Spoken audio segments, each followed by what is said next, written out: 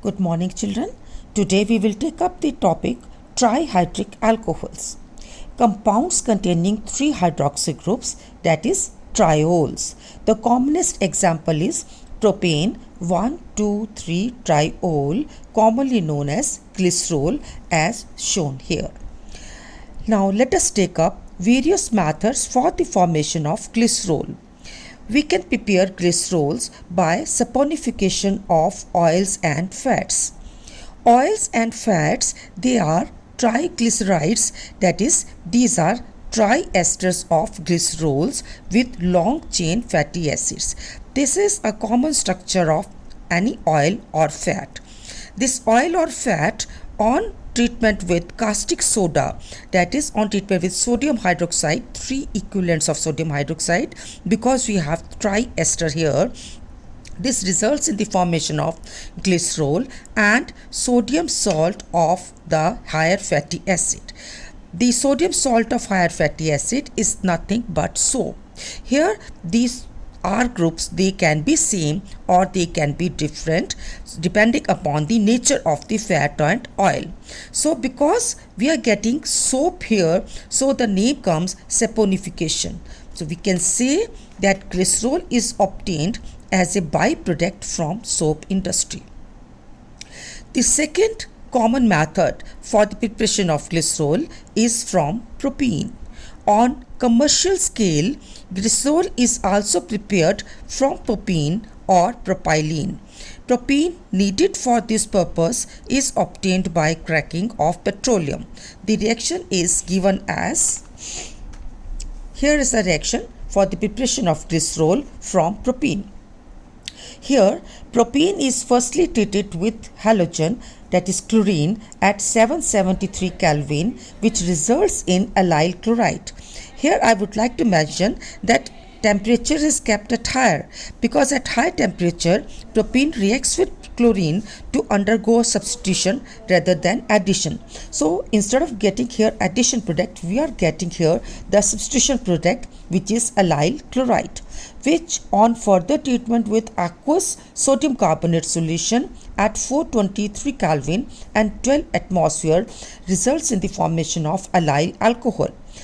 This allyl alcohol on further halogenation followed by hydration gives us glycerol monochlorohydrin. Glycerol monochlorohydrin, thus obtained on treatment with aqueous sodium hydroxide, results in the formation of glycerol. So these are some methods, common methods for the preparation of glycerols. After preparation, now let us take up the chemical properties of glycerol. Glycerol contains 2 primary and 1 secondary OH group, and it undergoes typical reactions of both of these OH groups. Due to strong interactions between these 3 OH groups, glycerol also undergoes some special reactions typical of polyhydric alcohols. Let us take up the first reaction of glycerol with sodium. This shows the acidic character of glycerol. Glycerol reacts with sodium readily with one of the primary OH groups at room temperature, and the sodium reacts less readily with the second primary OH group of the glycerol. So you can see the sodium reacting with the one of the primary OH group of glycerol at room temperature. In order to react the sodium with second primary OH group, we have to raise the temperature, slightly high temperature, which is now 373 Kelvin. The secondary OH group, this one, the center one, the secondary OH group is not attacked at all by this sodium metal. Second is reaction of glycerol with halogen halides. Let us take up the reaction of glycerol with HCl. Glycerol and dry HCl reacts at 383 Kelvin to form a mixture of alpha and beta glycerol monochlorohydrins. As you can see here, on passing more of HCl at 380, temperature is same, but we are passing more of HCl gas, we get here glycerol alpha beta dichlorohydrin and glycerol alpha alpha dash dichlorohydrin. So on passing limited HCl, dry HCl gas, we get glycerol alpha monochlorohydrin and glycerol beta monochlorohydrin, but on passing excess of on passing excess of HCl gas at the same temperature, we get glycerol alpha beta dichlorohydrin and glycerol alpha dash dichlorohydrin.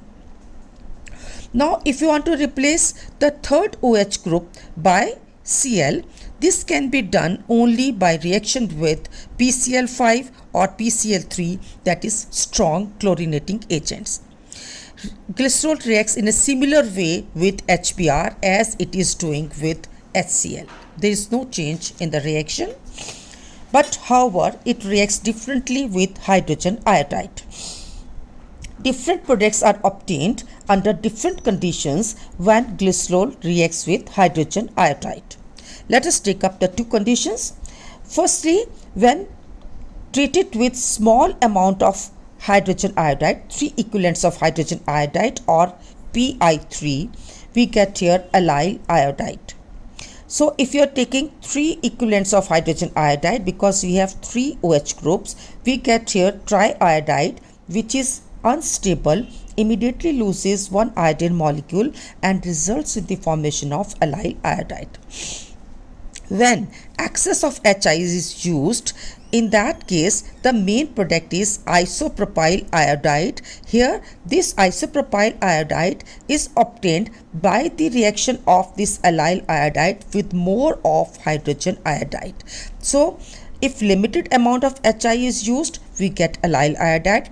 If excess of HI is used, this excess of HI then further reacts with the allyl iodide obtained and results in the formation of isopropyl iodide. Next is the reaction of glycerol with concentrated nitric acid. Glycerol on treatment with nitratic mixture, that is concentrated nitric acid and concentrated sulfuric acid, results in the formation of glyceryl trinitrate. Next is dehydration reaction of glycerol.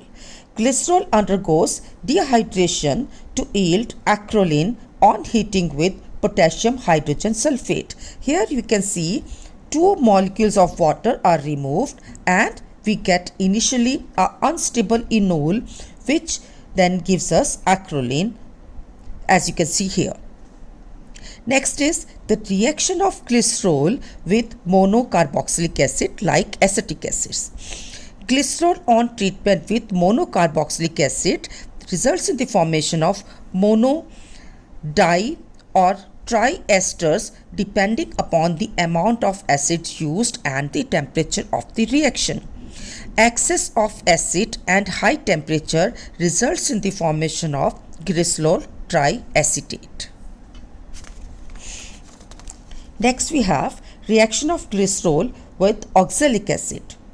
When heated with oxalic acid at 383 Kelvin, that is at lower temperature, glycerol forms glyceryl monooxalate, which this is glyceryl monooxalate. This loses a molecule of carbon dioxide on heating and results in the formation of glyceryl monoformate.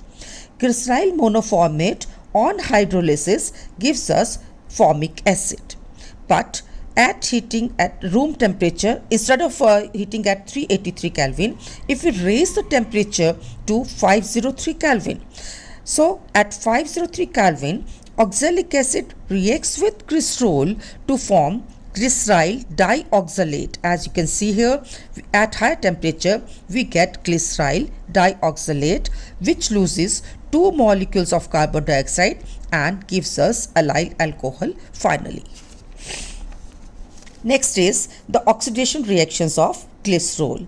Glycerol forms a large number of products on oxidation depending upon the nature of the oxidizing agent. Before going through the some examples, I would like to mention here glycerol on oxidation may give you glyceraldehyde, which on further oxidation gives us glyceric acid, which can give us tartanic acid on further oxidation. On the other hand, we may also get dihydroxyacetone, mesoxalic acid, oxalic acid, carbon dioxide or water. Now let us discuss the sum of the products formed with different type of oxidizing agents. With dilute nitric acid, glyceric acid and tartanic acids are formed. With concentrated nitric acid, only glyceric acid is obtained. Next is with oxidation with bismuth nitrate. If we are carrying out oxidation with bismuth nitrate, only mesoxalic acid is obtained. If we carry out oxidation of glycerol with mild oxidizing agents like bromine water, we get a mixture of glyceraldehyde and dihydroxyacetone. So mild oxidation will result only glyceraldehyde and dihydroxyacetone. If we treat glycerol with acidified potassium permanganate, we get oxalic acid, carbon dioxide and water. So these are different oxidation reactions of glycerol. Now let us see what happens when glycerol undergoes oxidation with periodic acid, as we have seen in case of glycols. Similarly here, glycerols on treatment with periodic acid, they undergo oxidative cleavage forming formaldehyde and formic acid, as we can see in this particular reaction.